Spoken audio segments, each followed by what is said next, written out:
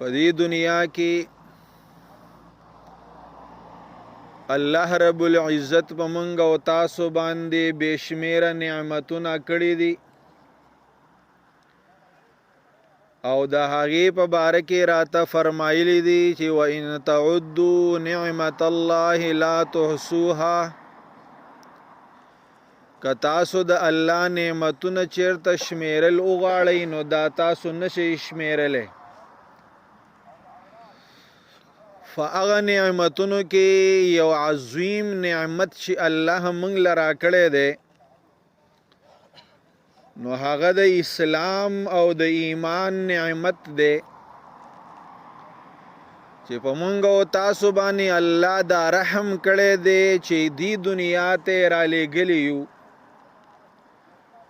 نو په دې دنیا کې د اولنۍ ورځې نه موږ مسلمانان پیدا کړي یو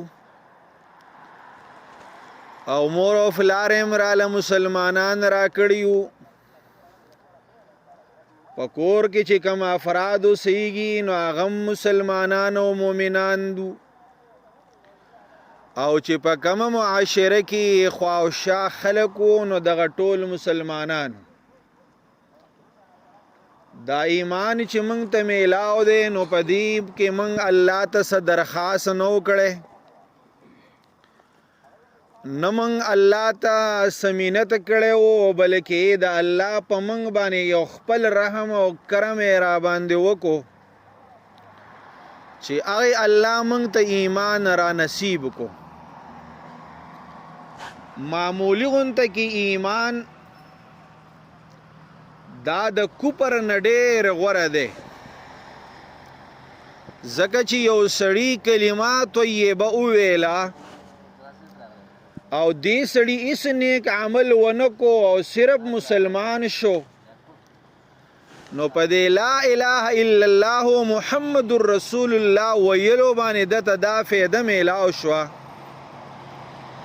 چې دا سړی د همیشه جهنمی کېدو نه بچ شو ځکه چې یو سړی کله کلمه نه ویلی او د دې دنیا نه کافر لاړ شي نو دغه سړی همیشه دا په جهنم اور کې پروتي او د دغه کافر د دې جهنم نه راوتل دا ممکن نه خو چې چا یو پیر لا اله الا الله محمد رسول الله ویلا او په دې کلمه کې د تمرګ راغې اوس کده نیک عمل اډو کړم نه دی خدا انسان د همیشه جهنمی کېدو نه بچ شو دی به یو ځلې د جهنم نه راوځي او دا انسان به جنت ته داخلیږي نو ایمان په دوه قسمه دی یو ته ایمان بسیط وي یو ته ایمان مرکب وي ایمان بسیط صرف او صرف دا آمنت بالله ته ویل کېږي چې یو سړی په الله ایمان راوړو دا الله په پیغمبر ایمان راوړو په فرشتو کتابونو رسولانو باندې ایمان راوړو خو دې سړی نیک عمل ونکو او صرف مسلمان وو کلمې ویلې وه نو دا کلمه ګورې دا سړی د جهنم د اور نه نشي بچ کولی البته د دې کلمې دا اقرار دا د همیشه جهنمی کېدو نه بچ کوي دویم ایمان هغې ته ایمان مرکب وي چې یو سړی ایمان په الله راوړي او بیا د هغې سره عمل صالح وکړي نیک عمل وکړي نو ایمان او عمل صالح چې کله میلاو شي او د دې سړي د ایمان نه بعد عمل صالح ډیرو نو دا عمل صالح د انسان د جهنم نه بچ کوي او د جنت ته اول ځل دا داخلولی شي اوس عمل صالح څه ته وایي عمل صالح خو زمونږ په دې ذهن کې یوه خبره دا ناسته ده چې عمل صالح مونځ ته وایي روجې ته وایي زکات ته وایي نفلونو ته وایي او یا نور د اسلام عبادات راوالي او سړی وایي چې دې ته عبادت او عمل صالح وایي. خو عمل صالح یوازې دا نه دی. امام ابن قیم رحمه الله یو رساله په عبادت باندې لیکلې ده او هغه په دغه رساله کې د دې عبادت تعریف دا کړی دی چې عبادت دې ته وایي چې هي اسم جامع لكل ما يحبه الله ويرضاه. هر هغه کار چې کوم کار د الله خوښي او په هغه کار باندې د الله رضا میلاویږي نو دې ته عمل صالح وایي. اوس دا کارونه دا یوازې په جماعت کې نه دي، دا یوازې په رمضان کې نه دي، دا یوازې په حج کې نه دي، دا یوازې په زکات ورکولو کې نه دي، بلکې هر هغه کار چې کوم کار د الله د رضای او هغه کار د الله خوښي نو چې تا کوو یا ستا د دې بدن د دې اندامونو نه ادا کېدو نو دغې ته عبادت ویلی کېږي. اوس تاسو په دې ځمکه باندې ناست یې، اوس تاسو دا ناسته د څه دپاره ده؟ دا د جنازې د لمونځ د انتظار دپاره ده. او چې تاسو اوس ناست یې او دا کم څه اورئ نو دا د الله خوښ دي او الله په دې راضي کېږي که نه؟ نو دا خو هر چا ته پته ده چې دا کار د الله خوښ هم دی او الله په دې راضي کېږي هم. نو اوس تاسو ناست په دې پټي کې یې خو تاسو له به الله په دې اجر درکوي. دا عبادت دی. دا نیک عمل دې ته عبادت هم ویلی کېږي او دې ته عمل صالح هم ویلی کېږي. خو دا یاد لرئ چې په دې دنیا کې د هر یو څیز دپاره څه آداب دي او د هغې دپاره څه شرایط دي چې د هغې آدابو کې دننه به یو سړی دغه کارونه کوي نو هله به قبلیږي. مثال په طور یو سړی مونځ کوي نو د مونځ دپاره څه آداب او څه شرایط دي چې څو پورې دغه شرایط نه یې منلی شوي پوره شوي نو د دې انسان عبادت د الله نه مونځ الله نه قبلی. مثال په طور د مونځ دپاره یو شرط دا چې دی نو کپړې او لباس پاک ساتل دي. نو چې د یو سړي جامې څښاوي نو د ده پې مونځ نه کېږي. د مونځ دپاره شرط دا دی چې زګې به پاکي. که یو سړی په ګنده زګي باندې مونځ کوي نو د ده مونځ نه کېږي. دقه شانتې که دی غواړي چې زما دا مونځ دی قبول شي نو د مونځ نه چې مخکې کم شرایط دي دا شرایط به دی پوره کړي. نو چې د هغې نه بعد کله دی عمل کوي نو بیا به دغه عمل صالح الله قبلوي. منګ او تاسو ایمان راوړی دی او بیا د هغې نه بعد عمل صالح کو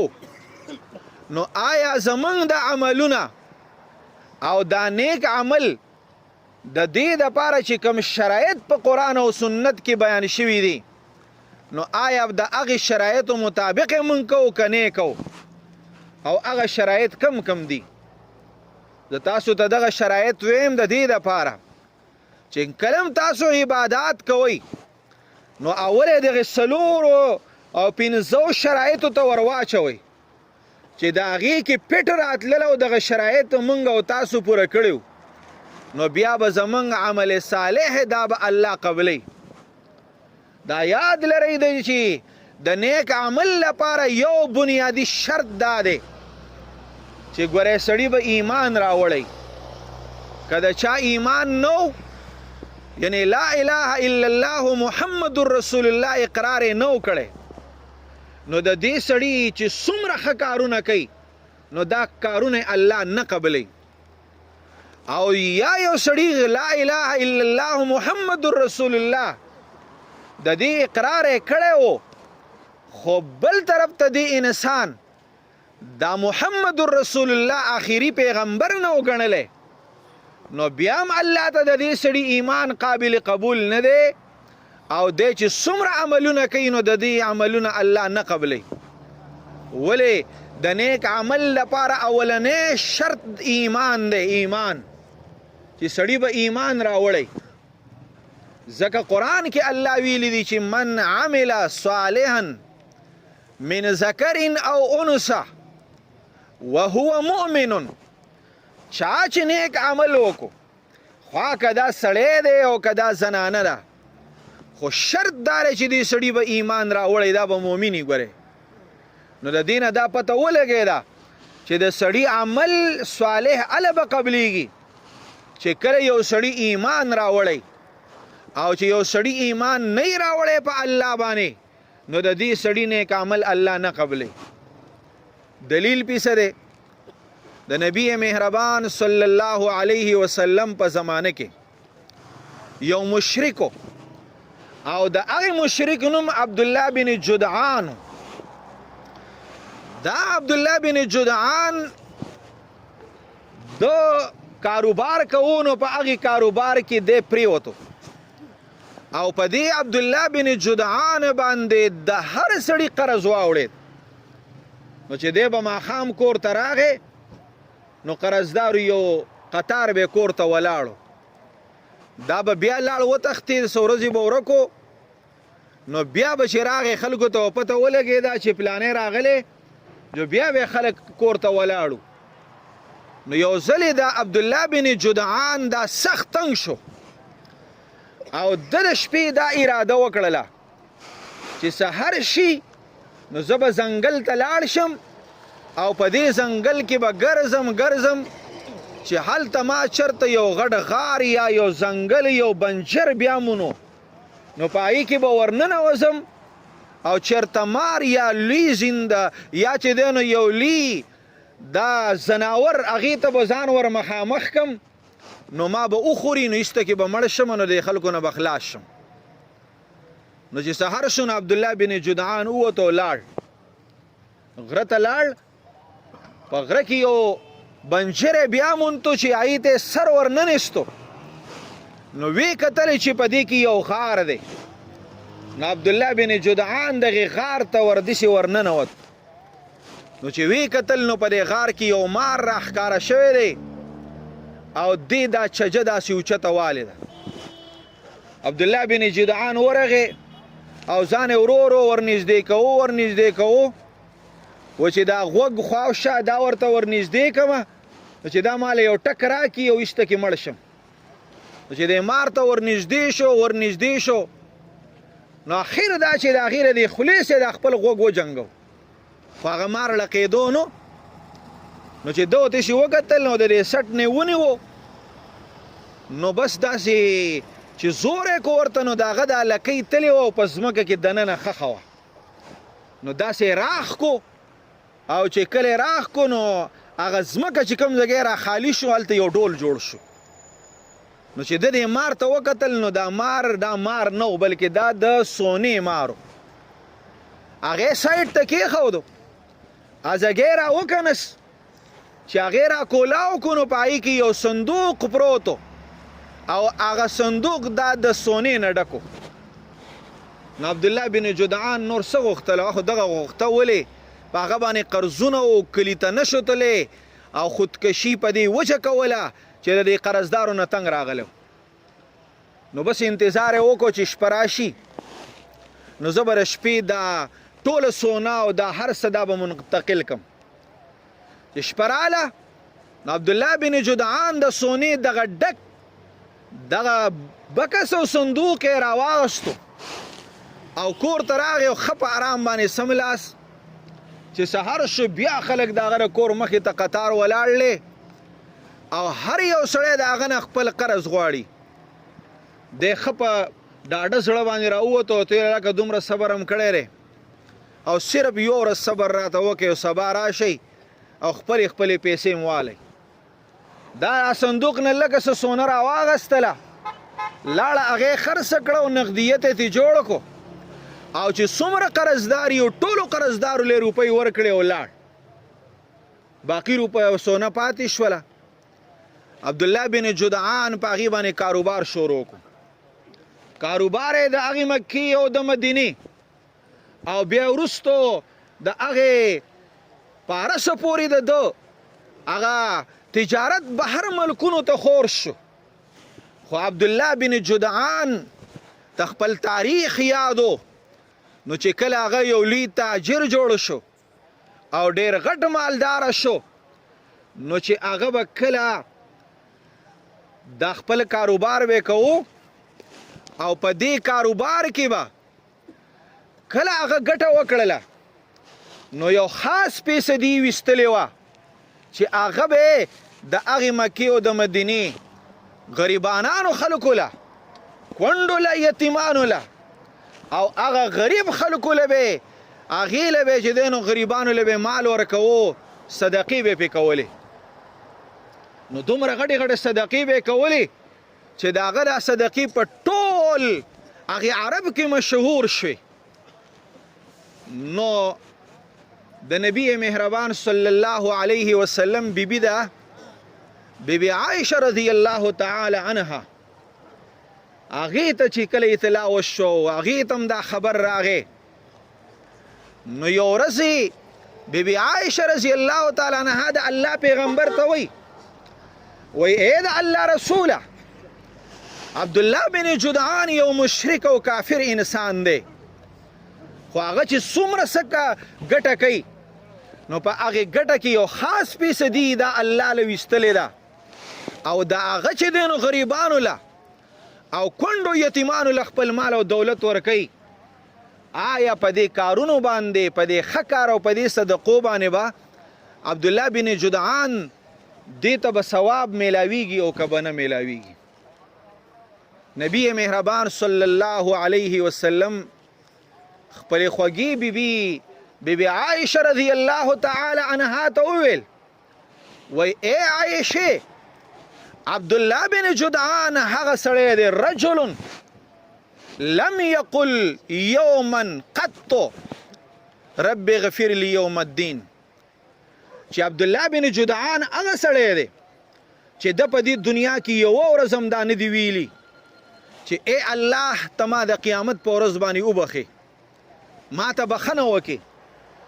مطلب د دې جملې دا دی چې عبدالله بن جدعان ته د دې ټولو ښه کارونو اجرونه او ثوابونه ځکه نه میلاویږي چې عبدالله بن جدعان آخرت نه مني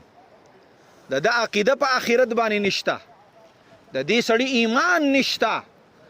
او د عمل صالح دپاره بنیادی شرط ایمان دی چې زما او ستا عمل به الله اله قبلی چې کله ما او تا ایمان په الله باندې راوړی. نو په دې خبره باندې ځان پوهه کوي چې ګورې د اسلام بنیادی یو څو عقاید دي یو لا اله الا الله دی یو محمد رسول الله دی بل د الله په پیغمبرانو ایمان دی په کتابونو باندې ایمان دی په پرشتو باندې ایمان دی په ورځې د آخرت باندې ایمان دی او د دې خبره باندې ایمان دی چې ما او تا ته په دې دنیا کې کم خیر او شر رسیدا له الله له طرف نه دی. دا بنیادی عقاید دي او په محمد رسول الله کې دا عقیده هم شامل ده چې د الله پیغمبر آخري نبی دی. د الله نبی اعلان کړی دی چې انا خاتم النبیین ولا نبی بعدي زه آخري نبی یم زمانه بعد بل نبی دا نه راځي. نو چې کله دا عقیده زمونږ او ستاسو وه او الحمدلله په دې حاضر خلکو کې نه بلکې دا ټول زمونږ په دې وطن کې اکثریت خلک دا ایمان لري د دې ایمان شته نو دې باندې شکر هم د الله ادا کول پکار دی او د نیک عمل لپاره چې کوم بنیادی شرط ته ایمان نو دا خو برابر دی. دویم شرط د نیک عمل لپاره چې الله به زما او ستا عمل اله قبلی چې کوم دویم شرط په ما او تا کې موجود شي هغه دویم شرط دا دی چې ما او تا کم یو کار کو نو په هغې به د نبی مهربان صلی الله علیه وسلم د سنتو مهر لګېدلی. ولې وجه دا ده چې کومه کلمه طیبه ما او تا ویلې ده یوه جمله د هغې د لا اله الا الله. لا اله الا الله معنی دا ده چې په دې دنیا کې د عبادت لایق صرف او صرف یو الله دی او د دې دپاره الله دنیا ته انسان را لېږلی نو دویمه معنی د لا اله الا الله دا شوه چې مقصدی زندگی لا اله الا الله ده. خو د محمد رسول الله معنی دا ده چې دا خو د الله رسول دی، خو د دې معنی دا ده چې په دې زما او ستا د ژوند طرز او ماډل او آیډیل دا به محمد رسول الله به الفاظ دیگر معنی دا ده چې لا اله الا الله معنی دا ده چې په کائنات باندې راج دا د الله دی، او د محمد رسول الله معنی دا ده چې رواج دا به د الله د نبی طریقې. د مسلمان د پاره کدا غم راځي او کدا خوشحالي راځي، خو د ده به دا دواړه کارونه دا به د پیغمبر په طریقې. که زما ستا غم دا د الله د نبی په طریقو هم تعالی الله اجر درکو، او که ستا زما او ستا خادي دا د پیغمبر په طریقه وه نو هم ما تعالی اجر راکو الله.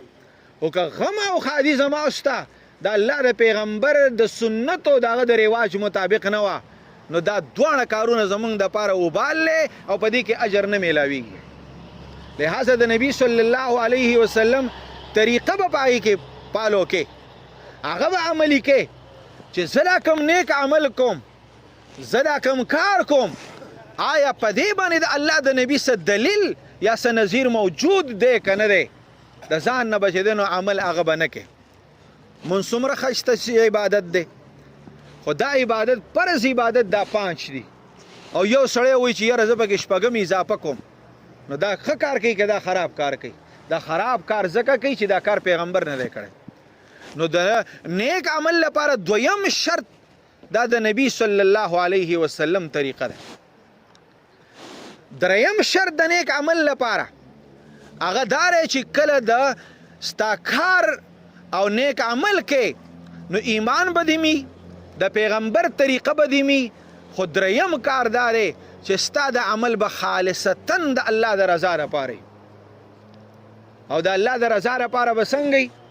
اوس دا کارونه دوه قسمه دي. یو هغه کار دی چې هغه سړی الله له کوي چې هغې ته عبادات وایي، یو کار هغه دی چې هغه سړی د انسانیت او د مسلمانانو سره ښه کوي، هغې ته معاملات وایي. نو چې عبادات ته کې نو په دې کې اخلاص دا دی چې د دې اخلاص تعریف علماء دا کړی چې کن مع الخالق بلا خلق، چې کله تر خالق عبادت کې د الله عبادت کې نو په دې کې به مخلوق نه شریک کې. ته چې عبادت کې نو دشي به کې چې بس زه د الله نوکر یم، زه د الله غلام یم، زه د هغه رزق خورم، زما سره په دې دنیا کې د الله څه چې راکړي د الله راکړي، او دا د هغه عطیه ده او د هغه ورکړه ده ماته یې راکړې ده. دا د دې خبرې تقاضا ده چې زه به په دې دنیا کې د الله عبادت کوم. اوس که تا په دې عبادت کې د دې الله سره مخلوق شریک کو نو تا شرک وکړو، تا ګناه وکړله. سړی په مانځه ودرېد خو بل طرف ته یې وکتل چې دغه ګوټ کې مولوي صاحب ناست دی، پلار مې ناست دی، استاد ناست دی، نو تا مونځ اوږد اوږد کو، ښه مزېدار دی کو، ښه په قواعدو د ضوابطو مطابق ته ادا کو. خو یا هغه پاڅېدو، توجه ختمه شوه، بېرته یې خپل عادت سره ټک ټکی مونځ وکړو. تا چې دا په دې مونځ کې دا خبره رایاده کړله چې دا پلانې چې دی نو دا ما ته ګوري او ما ییني، نو تا دا عبادت کې مخلوق د ځان سره شریک. نو کن مع الخالق بلا خلق، اخلاص دا دی چې د الله عبادت کې په دې کې به مخلوق د ځان سره نه شریک کې، د چا نه به ویلکم نه غواړې، د چا نه به چې دی نو شکریه نه غواړې، او د چا نه به صفت نه غواړې، بلکې کار کوه، نیکي کوه، او وایه چې دا نیکۍ دپاره زه دې دنیا ته الله را لېږلی یم. که زما ستا صفتونه ټول خلک وکړي، ما او تا داسې معمولي غوندې د ګوتې د بند په مقدار غټېدی نه شو. که زما ستا څو غیبتونه وکړي یا مخالفتونه وکړي نو ما او تا د معمولي د ګوتې د بند په مقدار وړوکی کېدی نه شو. درجه هغه ده چې هغه ستا سره د الله په نسبت باندې تا ته میلاو شي، او دا به هله میلاویږي چې کله زما او ستا په عمل کې اخلاص شو. نو کن مع الخالق بلا خلق، د خالق عبادت کوه، مخلوق پکې مه شریک کوه. موږ ته د الله معافي وکړي، زموږ دا عبادتونه خاص کر چې یو سړی په داسې وخت کې وکړي چې بلکل سړي کې یکې تنهایۍ کې کړي، خو شیطان ورله دا کوشش ورکوي او دا هغه کوشش کوي چې د ده د اخلاص د عمل زه تباه او برباد کړم. نو بعضې خلک تاسو په دې جوماتونو کې نه یاره جي بېګا څه کشکش نو په دغې لار کې لکه کوم ځای کې یاره خبر نه یم خو زه تهجدو ته راپاڅېدلم جو په دې لار کې څه کشا کشا وه هېڅ کشا نه وه هغې تا ته دا خبره ویله چې زه تهجدو ته راپاڅېدلم یا به راشي تا ته به وایي یاره دا تهجد څو رکاتی نو ښه ورته معلوم وي چې دا دوه رکاتی او که دې 2 وکړه که دې 4 وکړه که 6 دې وکړه که 8 دې وکړه خو بیا به راته اخیر یاره جي زه خو 8 کوم نو ټیک دی بس یاره ټیک دی نو ښه برابري ده ته را مسله معلومه وي خو دی دلته شیطان ورته راغلی او هغه وایي چې ته دې سړي ته د خپل تهجد وښیه دته ته پاسېدو دا ټیم وښیه او دته د خپل پټ عمل وښیه چې دا د ده سره شریک شي نو کن مع الخالق بلا خلق د خالق سره به مخلوق نه چې دی نو شریک دې ته اخلاص وي او که پرس که ته د مخلوق خدا بند د هغې دغه کې خدمت کې نو بیا وایي دا وایي چې بیا به څه کې وکن مع الخلق بلا نفس ته چې د مخلوق سره څه کوې نو بیا به بلا نفس کې بیا به دا نه وایي چې ما دا کړي ما دا کړي ما دا کړي بس د مخلوق سره ښه کوه نفس پکې مه شاملوه د خالق عبادت کوه مخلوق پکې مه شاملوه دې ته اخلاص وي او چې دا اخلاص ګورې نه او په دې دنیا کې موږ هر قسمه دا د اعلی نه اعلی عمل وکړو نو ګورې الله ته قابل قبول نه دی بلکې الټه پې انسان ته سزا میلاویږي حدیث مبارک کې راځي نبی مهربان صلی الله علیه وسلم فرمایي چې د قیامت په ورځ باندې به د ټولو نه اول راپاسولی شي هغه انسان چې د هغه دا بدن به له لوهاني زخمونه به پي او د ده دا ټول بدن د دې نه به وینې بهیږي د الله په دربار کې به حاضر کړي چې د الله مخې ته ورشي نو الله به دې تپوس وکړي چې ما په تا باندې پلانې نعمت کړی پلانې انعامات مې در کړي تا زما لپاره څه کړي دي دی به ورته چې الله زما دې بدن ته وګوره دا سوری بوری بدن ما راوړی دی دا ما ستا د رضا لپاره خرج کړی الله به ورته تا دروغ ویل تا خو د دې لپاره جهاد کوو جنګېدی چې تا ته خلک مجاهد ووایي تا ته خلک بهادر ووایي او تا ته خلک چې دی نو نډر درته ووایي تا د دې لپاره دا کار کړی او په دنیا کې درته دا میلاو شوی و فرشتو ته به الله حکم وکړي چې دا سړی بوځئ او پړ مخې جهنم ته ور واچوئ دویم هغه سړی به راوستی شي